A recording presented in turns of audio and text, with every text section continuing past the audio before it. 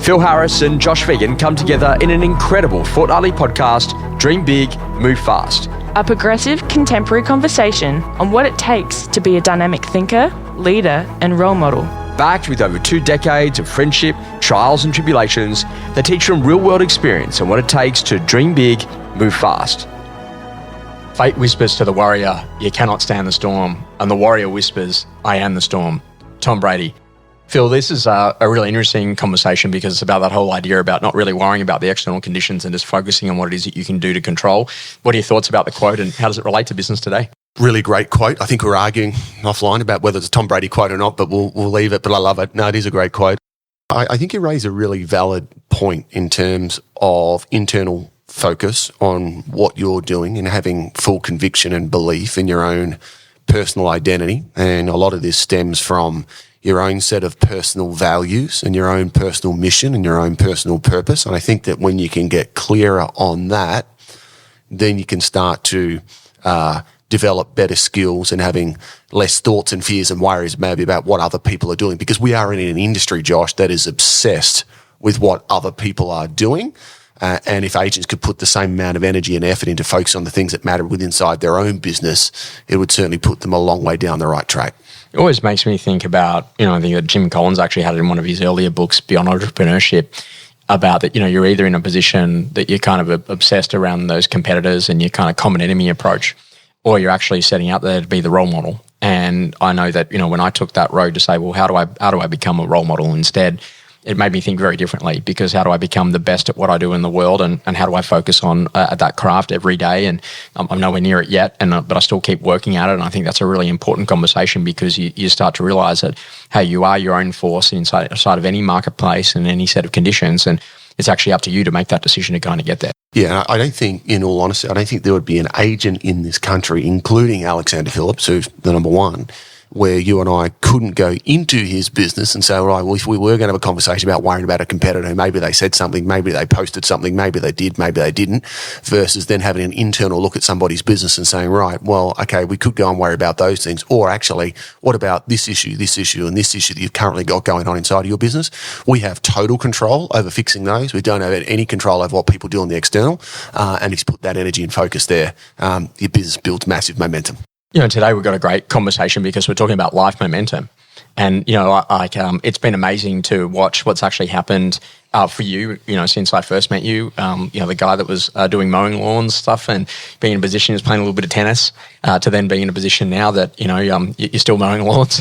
Yeah. It's changing, right? But that whole idea about really understanding what life momentum looks like. What is life momentum? Tell us a little about what's your experience been in getting to where you are now? I think my understanding of life momentum, and this is a really important and maybe a favourite topic of ours to talk about, Josh, in terms of what this actually looks like, because I think all of us, we can all put too much focus on personal identities based on what we do as real estate agents, and it's continually, and that's why that first quote was so good, we're continually comparing ourselves to others. But in actual fact, Josh, the reality of what you do for a living and what I do for a living, that's not the most important things in our life. Now, of course, our career is what we do. That can sustain that, it's an income to help us do the things that are most important. But from my perspective, life momentum is about looking at what are the core areas of your life. And, if you've worked with development or coaches or spiritual leaders in the past, there's always kind of 4 or 5 big key ones that keep coming up, focusing on your faith, your family, your fitness, your finances, and your friendships. Now, finances are important. Your career is important, but there are so many goals and other areas of your life to have a well-rounded, balanced life. So that would be my kind of 30-second insight into how I see life momentum. Yeah, it's kind of an interesting one. And, one of the slides that we've been using quite a bit in the early conversations with people is about understanding what stage of life you're actually at. And, at different ages, you've got different things that actually, pull at your time and pull at your attention. And, there was that really great American time use study. And if you remember that from when we did it in training, it's like you start to say, okay, great, where are you going to spend your time? It's like, parents, siblings and family. And they're really hungry for your time up until about 27. And that kind of drops off a little bit. Your friends really hungry for your time again up until about 27, kind of drops off a bit. Your partner turns up at about 27, gets rid of your friends, parents, siblings and family. They kind of hang out for a long time. And for some reason on this diagram, they kind of drop off at about 80. And then after that, then we've got children. That usually comes into our lives around 30, and that sort of kicks in until, the late 40s. And then after that, then you've got co-workers, and co-workers are a really important part of life, from about 18 and until about sort of 60. For some reason, they tend to drop off a bit there. And then off the back of that, then there's this big line here at the top, which is what we go to call alone. And as we get older, we're going to go and spend more time alone. And I kind of look at that, and you start thinking about the number of hours that you spend per day with each of those groups, and also understanding the stage of life that you're in. What happens if I said to you, okay, rather than going and calling it alone, why don't we actually just go and call that freedom? And I think that the freedom to choose, the freedom to be involved in the things that you actually want to be involved in is a really important part. And so to get life momentum, I always say to people that the most important thing to do is to get a bit of a view about what it is that you actually want. And I think that that's probably one of the most confronting questions. If I turn to you and I say, hey, Phil, what do you want? And, at some levels, people might say, oh, lunch, to be honest, and that's a very much a horizon of focus of today versus if I say, okay, great, we take Phil today and we add 25 years on top, what does success look like to you? Are you going to be a dad? Are you going to be a great partner? Are you going to have a great flourishing marriage? Are you going to be, phenomenal with your kids? Are your kids going to be, doing great things and actually having that 25-year view? And the reality of it is, if you have a home loan, you've committed to a 25-year goal. So you actually are capable of thinking about a 25-year goal. And sure, you can't get everything nailed, but you can at least have some ideas. Do you want to live on the coast, or do you want to live inland? Do you want to live on land, or do you want to live in a high rise? And do you want a great relationship or not? Do you want to be single? Do you want to have a number of relationships? Whatever it is that is important to you, I think that's important to start to get a little bit of a view of what 25 years down the track happens.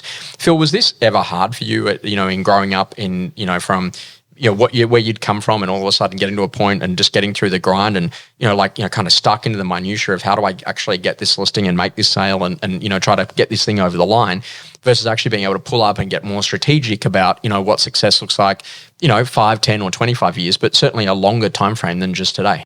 Yeah, I think my journey with, goal setting, what I call these days, I call it life planning. It's definitely been an evolution process. I think when I first started in real estate, Josh, I've told this story plenty of times before, but my first 6 months in real estate, I listed and sold one property. So I was a very slow start in that first 6 months, and I got some pretty quick momentum after that. So at that point in time, it was all about survival, and I was 20, 21 years of age. I wasn't thinking 25 years, Josh. I was thinking, still going to have a job next month? That was my number one goal at that point in time. But I think where it's evolved from there is that, it does really stagger me these days. You asked the question before, you said, where do you want to be in 25 years' time? If you just break that down for a lot of people and said, where do you want to be in 10 years' time? Most people actually don't really know. I haven't actually really sat down and mapped it out. And so I think I probably got introduced to, deeper, and it's been a really evolving process for me, but I got involved in life planning going back more like 15 years ago, where I actually learned to sit down. It's not a complicated process, but you look at the categories of your life and start setting some goals. Where do I want to be in 25 years? So what does my health look like? What does my finance look like? What do my relationships look like? And just set 5 or 10 goals of where you want to be in 25 years' time. I don't think it needs to be super crystallized specific, but you go, hang on, there's some basic things I want to have. This is my health, my family, my kids, my relationships. So you start there. But if I look at the process that I undertake now, Josh, so every year at that Christmas break, I know you run a very consistent process as well, but every year at Christmas, I would sit down and I set 1 year, 3 year, 5 year, 10 year, and I call them big dream life goals, which are effectively 25 year goals. And I've probably got 5 or 10 goals set out amongst those categories. But now those goals are expanding. I've got 2 boys. I've got a 6-year-old and a 3-year-old. I've got a pregnant wife, another daughter on the way, finally. But my wife is a part of that process now as well. And so we've done that as a family. And so I'm now very clear on what it is that my wife wants to achieve over the next 1 year, 5 year, 10 years.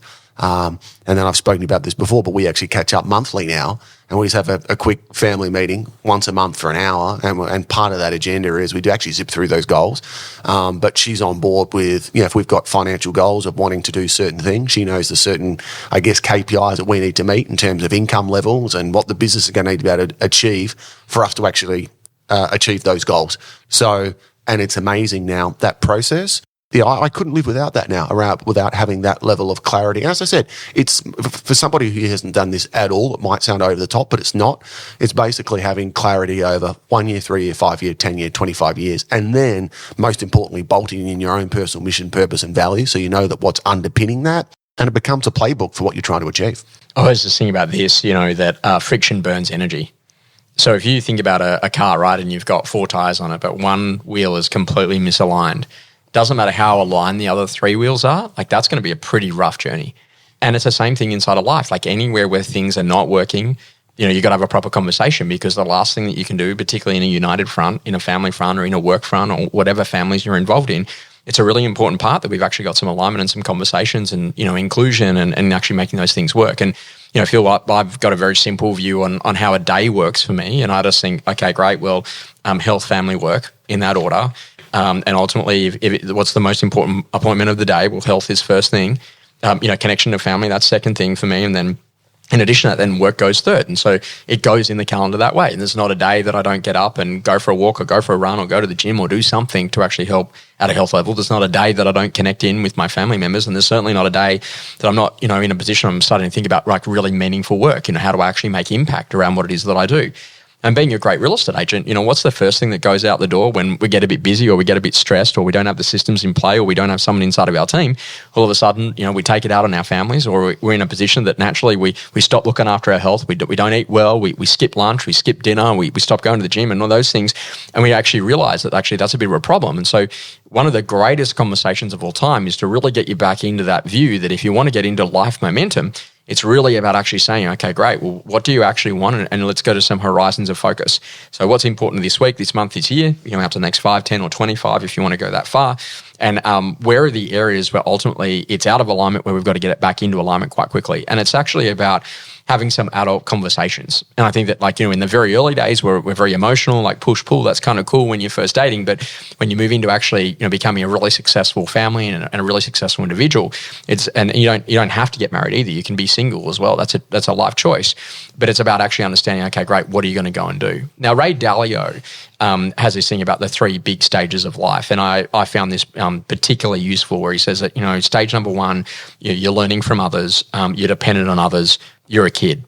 Yeah, the secondary part at stage number 2, you're working. Others become really dependent upon you and you're trying to be successful. You're learning what it takes. There's just as much failure as there is success on your way through. And learning is a really important part of that game. And at stage number 3 in life, other people become successful without you having to be there. And it's kind of like the legacy part of where you think about that. So growing up, very dependent upon my parents.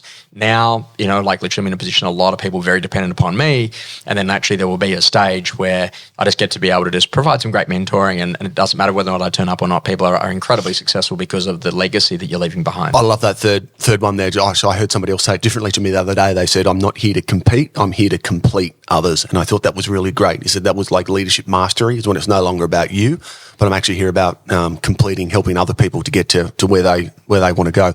I think also just thinking about this conversation of life momentum, if we relay it back to real estate, I think sometimes people find it hard to set a 10-year or a 25-year vision, because automatically it's like, well, I get it, I want to have this goal of where I want to be, but what am I doing on a daily basis to actually get to achieve that outcome? Because it just seems so far-fetched. But I think where it becomes inspiring, we've done this inside our organisation. We did it certainly a number of years ago with some of our top performers in terms of life planning. But when you're actually able to quantify it and say, look, I've got this goal or this vision to be somewhere in 20 years' time, you can actually formulate it back down to a daily series of outcomes that if you just, I don't want to say tick the box and make it, kind of elementary, because life should be enjoyable and not just ticking boxes, but you can actually quantify where you want this life to be in 20 years' time based on maybe 5 or 6 activities. And so if as a real estate agent, if you've got a goal to be whether it's retired in 20 years or whatever it might be, you go, you know what? If the daily principles are fundamentally, if I get 8 hours sleep the night before, if I eat high quality food, if I get up and exercise, first thing, I might have a morning routine to help me, to get going. If I'm into the office by a certain time and I have a daily meeting with my team with an agenda, right, and it's all repeatable, like real estate is like deja vu. They're going to be the same vendors, the same buyers, the same objections each and every single time. Once I've had that meeting, I'm going to jump on the phone and prospect every single day up until about midday. And then every afternoon, I'm simply going to get out there and get face-to-face with 3 to 5, high-quality buyers and sellers. You actually start to realise if I just take care of today, right, days take care of weeks, months, stack the months into quarters to years to decades before you know it. Yeah, you actually start to see this kind of life plan unfold over this 10 or 20-year journey. Let's talk a little bit about momentum. What is momentum and how does it feel when it's happening? Momentum to me is the simplest way I could explain it, Josh. And if I relate to real estate, it's stacking small wins. And you start small. So if you're starting out in real estate, you might be generating 1 appraisal per week. Next week we get to 2. Next week we get to 3. Then we get to 4. So I think that's where people go wrong. They want to go from 0 to Alexander Phillips overnight, right? It doesn't work like that. So people need to learn how to stack that success.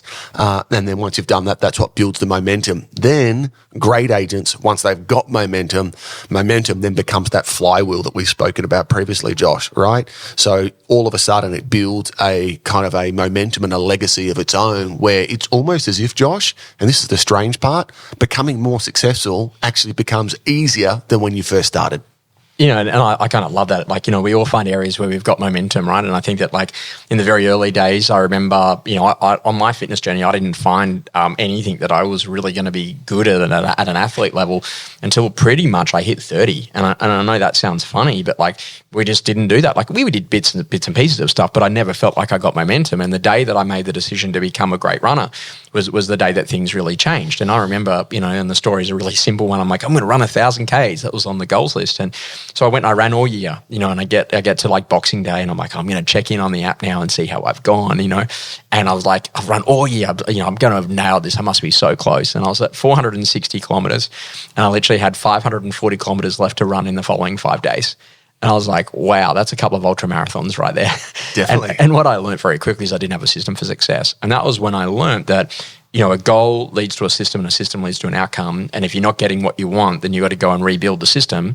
And then you got to be in a position, you've got to get the right people to kind of help you along the way. And I was very lucky. I had met, people like Damien Cooley and Kieran Bresnahan and some of these people that were great runners that I was aware of. And they said, hey, Josh, this is how you run your first marathon. And I just started to think about it, I'm just going to run 5K every day. And, I would wake up with ants, automatically negative thoughts. Oh, it's cold outside. It's raining outside. Don't run outside. You'll slip and fall. Don't do it. You need a rest day. This is all this, other unhelpful advice that I'd received. And I just thought, I'm just going to run 5K a day because I know if I can run 5K a day, I'm just going to do it Monday to Friday. And then Saturdays is a bit more relaxed and I'll do 10K. And Sunday, if I'm in Sydney, I really love to go and run Bondi because it's a beautiful part of the world. So it's a real reward and a treat, for the activities of the week. And I think about that, you're kind of at 45K a week. And then by the time you do that over 50 weeks of the year, you're sort of heading north of 2,000 Ks pretty quickly.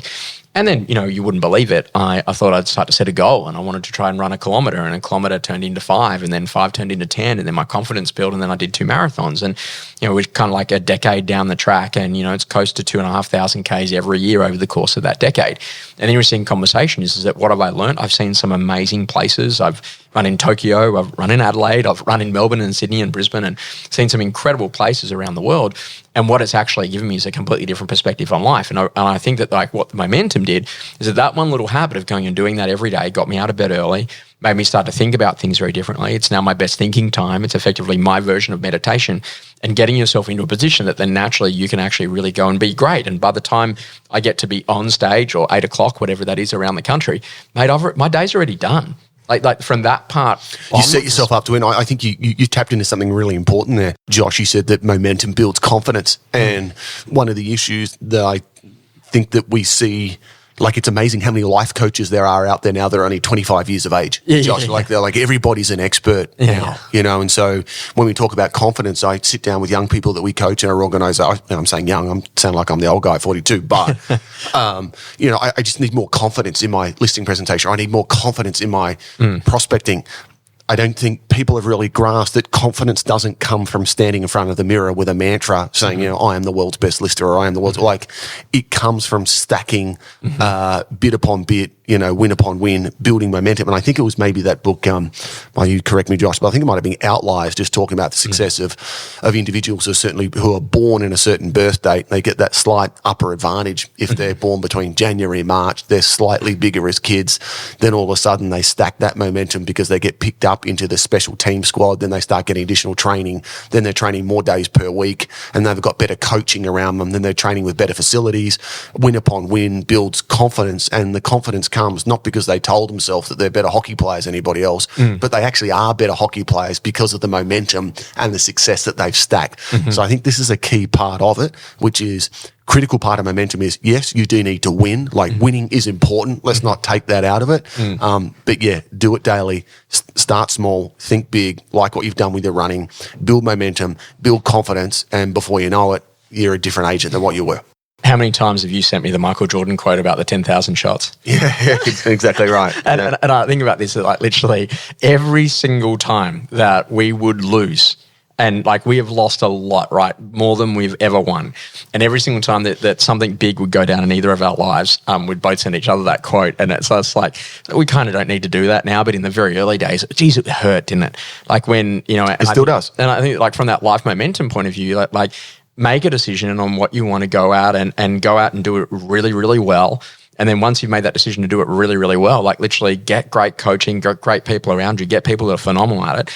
And if you make it a goal and you share that goal with some other people, they'll put you in touch with someone who's done it before, and they're going to give you the insights and the inside rail and some great areas and expertise. And then naturally you start to build that level of confidence. And I think about it, the first key part in this, and there was this old school methodology, was like you got to get commitment. So are you committed to the goal? So if you want life momentum in any area of your life, you got to get committed. Are you committed to that goal? Now, if you are committed, then ultimately there are areas where you're going to have a ton of fear. So what are the things that false evidence appearing real, that you just go, I'm really worried about that. I could never do that. Give me all of your inhibitions. And once I've got clarity about that, that's actually just a list of capabilities that you now have to go and build. And so believe it or not, Phil, there was a day that I couldn't actually do piece to camera work. Now, I think with the team had a look at it, it's like 4,000 videos that we've produced during that time. Yep. But like day one, man, it was horrible. So you kind of get that. Once you build the capability, then all of a sudden then you get that high level of confidence. And you can really fast track momentum as well. I think that people try to go it on their own, but this is where the key part of getting the best possible mentors you possibly can into your life, Josh. And I'd say that when you talk about life momentum, there's so many different areas. Like I think of mentors that I've got in my life for health and well-being. I think of mentors that I've got for real estate. I think I've got mentors in my life for spirituality. All of those sorts of things, you can fast track your success. I think that one thing that I do see people doing, Josh, it's one thing to say, be repetitive, do it every day, build momentum, but just don't be going down the wrong path. Mm-hmm. So find out the right way, get the right mentor, someone that you respect. As I said, a lot of 25-year-olds out there tell you how to do it, but are they actually doing it, right? Find the right appropriate mentors for the areas of the life where you want to succeed, someone that you admire, somebody that you look up to, and save yourself a decade by going down the most effective path that's being pre-walked and pre-learned by somebody you admire. You'll save yourself decades. Do you ever remember that Gary Larson, he had a great little drawing cartoon, and it was like, oh, I'm climbing the ladder. And the guy says at the bottom, yeah, but you got the ladder against the wrong building. It's like, and I kind of love that. The more successful that you become, the more that people are going to want to use you. How are you planning on coping with that new level of demand? And so when you think about what life momentum is all about, it's about editing as well. So removing things that you no longer do so that you can become an absolute master of the things that are really important. So we have a strategy in our business at the moment called KJT, which is called Keep Josh Talking. And anything that isn't me talking is out of my world now. And it's kind of like really freeing, but at the same time too, if you were a control freak in the early days, you'd be like, whoa, but you've got the right people around you to go and do those functions. Now, Phil, it's not because I'm lazy. I have an interesting capability that I can do lots of little things, and that's actually my Achilles heel, is I actually need to let go of the things that I just should not be doing anymore so that I can concentrate on the most potent part of the most important part of the business, because everyone else can do all of those other functions really well. And I'm surrounded myself with a group of really amazing people, freaks, who are really good at what they do in their particular part of the world, who have no intention or no desire to want to do what I do, but they love the functions of what they get to do inside of this business. And that's really the most important. Business for me has never been about the cash. It is an important part. It's right up there with oxygen. But I really love what the cash can do in terms of its ability to create bigger projects that can create more impact and help people to be more successful around what it is that they do. I just love the simplicity of your strategy, Josh. Keep Josh talking. I relate it back to real estate agents that are listing. It's like ultimately at the end of the day, if you're not prospecting for new opportunities, to create opportunities, if you're not out there actually listing properties, and then thirdly, if you're not actually putting deals together, what are you actually doing? So great strategy, Josh. Love it. Principle. Until you value you at the level, no one else will. Yeah, Josh, I think if we're honest about it, it's something that we all have wrestled with, and we do wrestle with in our lives in terms of valuing ourselves. And it comes back to that initial conversation of getting clear on your own personal values, on your own personal identity is what I would call it, of what you stand for, learning to make better decisions and knowing who you are. And I think when you're empowered by that, if you have got great self-identity, great self-awareness, that's what gives you strength and confidence to go out there in the marketplace to be the best version of you, which at the end of the day, I think that's what we're all called to do. You know, Phil, funniest moment. Dad picks me up from school, like 6 years old, and I said to him, I want to go home. Dad's like, no, you're coming to work. And I'm like, no, I want to go home. Dad's like, you're coming to work. I'm like, no, I want to go home. And, you know, Dad, very rare that he would ever kind of lose it, but he kind of lost at this point. He goes, you don't understand. I got to drive all the way home and I got to drive all the way back to work. And I'm going to like literally lose an hour of my work and I'm worth $400 an hour and you don't have $400 to pay me. And a lot of people would think that you'd be quite scarred by that. I was actually sitting in the back of the car looking at my dad going, how's that bloke worth $400 an hour? It made me think a lot about it. He knew his value though, Josh. Yeah. And this is that whole conversation. It's not about the money, but the interesting conversation is that there is a barista right now that's probably getting paid $20 an hour. There's a real estate agent in Australia that's currently getting paid $1,000 an hour. What's the difference? Because one is actually, you know, getting paid by the hour and the other one's actually getting paid by result. So if you can move your world into results-based thinking, it changes how you actually work and how you operate because you don't throw time at the problem, you actually throw results. And I walk in some of these retail environments and I just think, wow, that's a tough job, standing there from 9 to 5 hoping someone's going to walk in.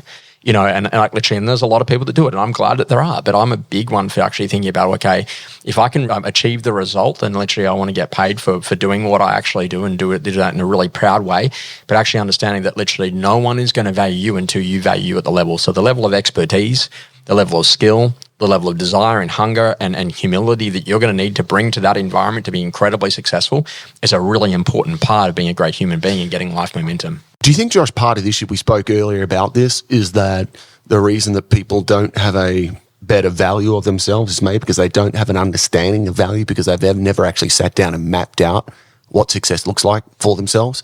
So although they can be, you know, moderately or very successful agents, they actually just don't have an understanding of their own personal value, which is why they're still making decisions or doing activities that really are outside of, you know, keep Josh talking, for example, like, you know what you should be doing. Like, what's blocking people from actually mastering a complete lack of planning. Yeah. I had this guy come up to me and he was there with his wife and he said, you know, Josh, today was a really great session. I just wanted to say this to you. You know, I haven't had a holiday in 10 years. And, you know, sometimes you quit back a bit too quick. And I just said to him, oh, okay, great. And is that the way you planned it? It was a really awkward moment because he's like, no, it's not actually the way I planned it. I'm like, well, that's actually really sad.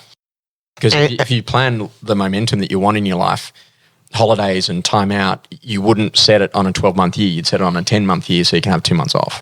I think that was a very topical conversation. We've been doing this for over 20 years now, but I remember when I first got into real estate, I was told it's 7 days a week, 365 days a year. I mean, that's just a nonsense. I think that's old school thinking now. I hear people say, I work 7 days a week like it's a badge of honor. I think, well, if you're doing it 7 days a week, something's not right. You're doing it wrong. Yeah, no, I'm all for having a team that provides customer service and experience for accessibility. But the mistake that you make is that you're the one who's going to be available for all of that time. And I think that's the really important part. Understand where the peak periods are and make sure that you're on. Understand where the off-peak periods are and make sure that you've got systems and technology and people around you that can actually fulfill some of those functions. So if you're out of the country or away, that bar is actually being serviced and that bar appointment's actually being done correctly and all of those things. You've got to build a team. And literally there's more than just you. And if you want life momentum, you need to build a great team of people around you to be able to make sure that you get that level of momentum. So Josh, my probably key takeaway just coming out of our conversation to me would be that if you're sitting here listening to this podcast and you haven't got a documented life plan that covers off on your own personal mission, purpose, values, what you actually stand for, if you haven't got clarity over your 1 year, 3 year, 5 year, 10 year, 20 year goals, I'd say that would be a really important thing for people to implement at least once a year, Josh. I love the Christmas break as being the appropriate time to actually sit there and get some think time. I know you do it very similar to me. You'll do it somewhere in an exotic location, whether you've flown somewhere and lock yourself away in a hotel room and really put some time and effort into it. But I think if the people listening can actually get some control over some more bigger picture thinking of what it is where they want to be and how they want to be doing it, I think that's going to help bring some real clarity over what it is that they need to execute on a daily basis. So if you can get the long-term vision sorted out for your own personal life, that's going to make the day-to-day decision making a whole lot better. Feeling good and ready for more? Thanks for joining us On Dream Big, Move Fast.